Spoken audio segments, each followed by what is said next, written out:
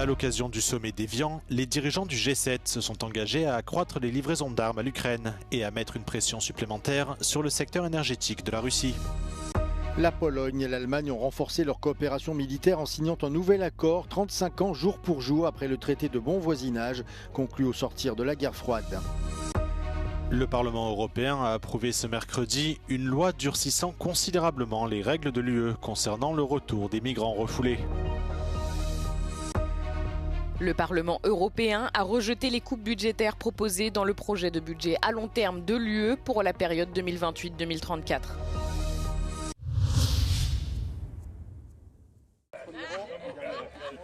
Les dirigeants du G7 se sont engagés mardi à augmenter les livraisons d'armes à l'Ukraine et à renforcer la pression sur Moscou au deuxième jour du sommet d'Évian. Parmi les armes évoquées figurent des systèmes de défense aérienne et des missiles à longue portée. Ces derniers doivent permettre à l'Ukraine de poursuivre ses opérations de contre-attaque sur le territoire russe. Les dirigeants du G7 ont également estimé que le moment était propice pour renforcer la pression sur le secteur énergétique russe, l'une des principales sources de financement de la machine de guerre de Moscou. D'autre part, cette déclaration commune salue les récents progrès de Kiev sur le champ de bataille et exprime un soutien indéfectible à l'Ukraine dans sa lutte pour défendre sa liberté et sa souveraineté. Volodymyr Zelensky figurait parmi les dirigeants non membres du G7 invités au sommet. Le président ukrainien s'est notamment entretenu avec son homologue français Emmanuel Macron, avec le chancelier allemand Friedrich Merz et avec le premier ministre britannique Keir Starmer. Volodymyr Zelensky a exprimé sa gratitude pour le soutien continu apporté à son pays après plus de 4 ans d'invasion russe. Dans le même temps, le président américain Donald Trump a également déclaré que Washington serait bientôt en mesure de réimposer des sanctions sur le secteur énergétique de la Russie. Les sanctions américaines avaient été allégées durant la guerre en Iran.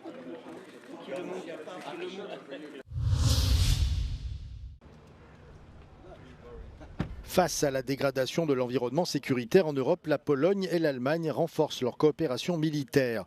Les ministres de la Défense des deux pays ont signé à Varsovie un nouvel accord bilatéral destiné à approfondir leur collaboration dans plusieurs domaines stratégiques. Ce texte intervient au moment où Varsovie et Berlin célèbrent les 35 ans du traité de bon voisinage et d'amitié qui avait marqué le rapprochement entre les deux pays après la guerre froide.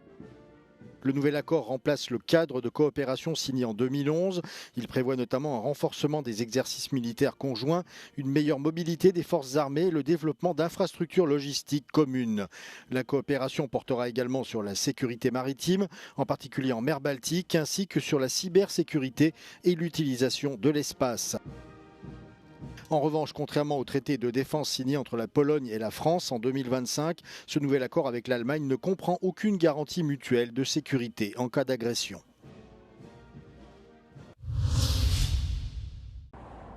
La Russie affirme avoir délivré plus de 1100 visas à des étrangers partageant ce qu'elle qualifie de valeurs traditionnelles russes. Ce dispositif, surnommé par certains médias occidentaux le visa anti-woke, a été mis en place pour attirer des ressortissants de pays que Moscou accuse d'imposer des orientations idéologiques néolibérales destructrices.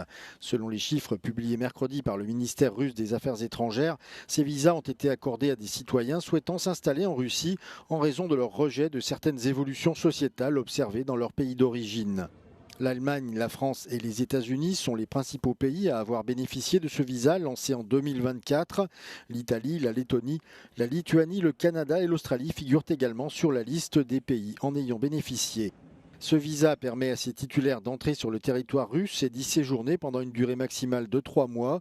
Ces derniers peuvent ensuite demander un titre de séjour.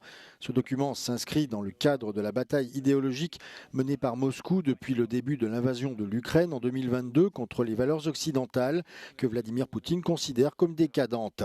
Au début du mois, le président russe a salué ce programme, soulignant qu'un certain nombre de pays tentaient, je cite, d'abolir les valeurs familiales traditionnelles.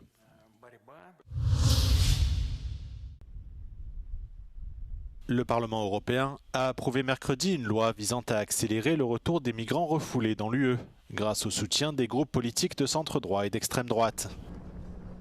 Ce texte baptisé Règlement sur le retour constitue le changement le plus radical de la politique migratoire de l'Union depuis des décennies. Il est considéré comme controversé car il permettrait aux pays de l'UE de mettre en place des centres de renvoi situés en dehors de l'Union par le biais d'accords avec des pays tiers. Ces centres pourraient servir de lieu de transit où les migrants attendent leur retour vers leur pays d'origine. Mais ils pourraient également être des lieux de résidence prolongés pour les migrants, potentiellement sans limite de temps ni garantie d'un retour ultérieur. Seuls les mineurs non accompagnés seraient exemptés de cette mesure. Le règlement prévoit également des durées de détention plus longues, des interdictions d'entrée plus strictes et de nouveaux pouvoirs pour localiser les migrants en situation irrégulière. Il autoriserait également des perquisitions dans le lieu de résidence des migrants ou tout autre local pertinent. Certaines ONG et organisations de la société civile ont comparé cette mesure au raid mené récemment par l'Agence américaine de l'immigration et des douanes. Le Parlement européen rejette le projet de budget à long terme de l'UE pour la période 2028-2034. Le texte de compromis présenté par la présidente chypriote prévoit des coupes de près de 33 milliards d'euros dans le budget de l'Union. Dans les 27 États, certains demandent des coupes, d'autres des hausses de budget. Selon le Parlement, les coupes proposées affaiblissent un budget déjà insuffisant. Cypriot Council Presidency proposes to cut 1/3 of the allocation to agriculture and 1/4 of the allocation to cohesion. We as a Parliament strongly reject these cuts. We strongly reject the fact that the Council proposes a very, very low level, even below the already too low level proposed by the Commission to Agriculture and Cohesion. Dans sa proposition, le Parlement européen demande une augmentation de 10% du budget. Les négociations durent depuis juillet 2025. La Commission européenne avait publié sa proposition de budget de 2000 milliards d'euros. Celui-ci définit 3 grandes priorités en matière de dépenses: le Fonds pour la compétitivité, le Global Europe et les fonds Horizon. Les dirigeants de l'UE discuteront le budget 2028-2034 à Bruxelles cette semaine du 15 juin.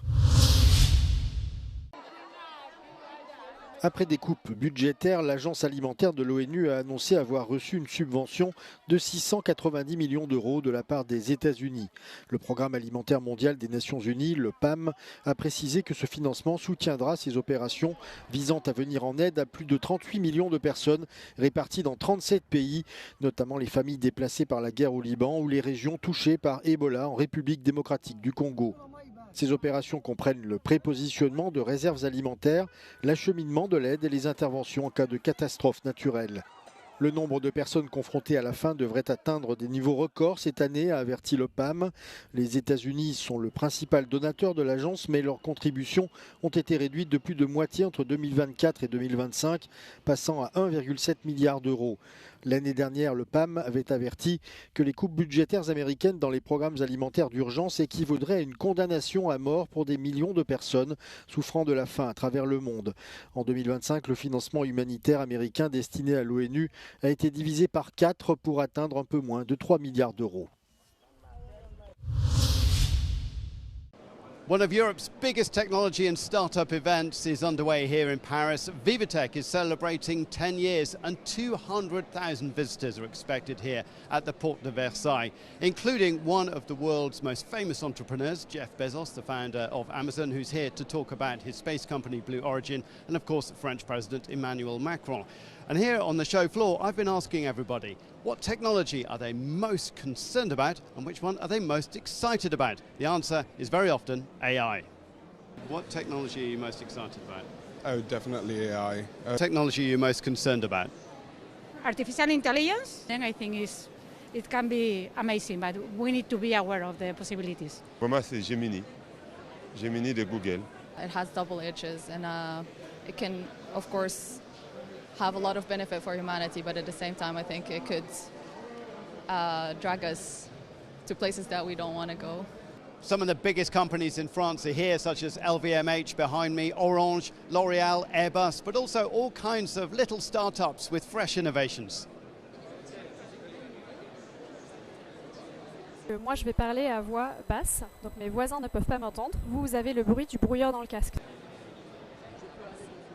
That's crazy. That's crazy. She's talking incredibly quietly, and I can hear it perfectly on this headphone. Amazing if you're in a restaurant, a really noisy spot, and you want to have a private conversation.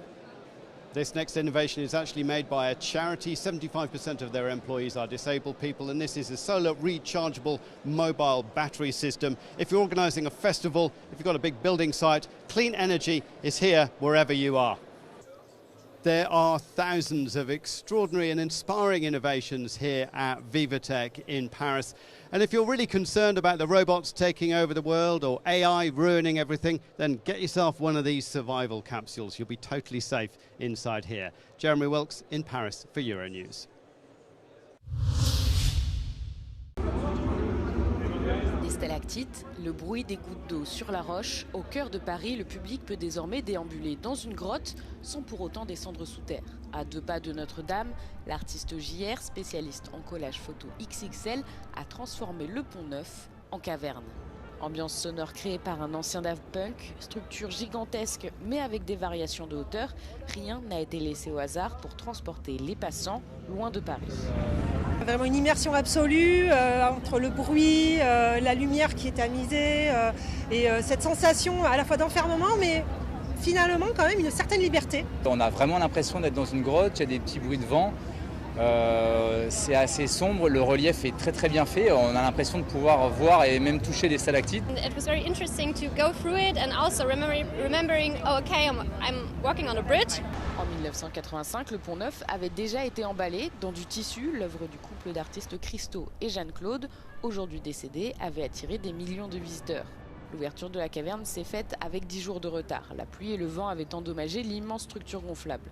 Mais le public peut maintenant visiter l'œuvre et jusqu'au 28 juin, cette fois-ci sous un grand soleil selon la météo. Heureusement, la caverne fonctionne comme une vraie grotte. Les températures y sont plus basses qu'en extérieur.